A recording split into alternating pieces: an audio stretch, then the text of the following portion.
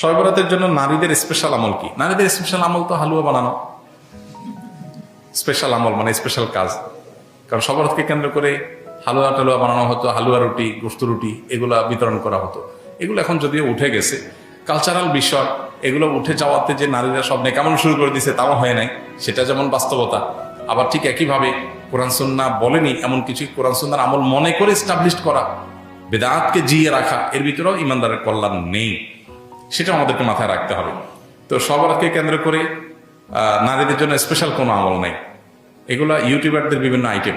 প্রশ্ন ইউটিউবাররাই ধরাইছে কিনা কি জানে, যে থাম্বনেল দিবে শবে বরাতের মূলায় মা বোনরা এই আমল ছাড়বেন না, হ্যাঁ, এরকম একটা ডাহা মিথ্যা কথা লিখে থাম্বনেল দিয়ে দিবেন, মহিলারা সব ক্লিক করবে, হিট হবে, মানুষ বেশি দেখবে। আপনি প্রশ্ন ধরাই দিলেন।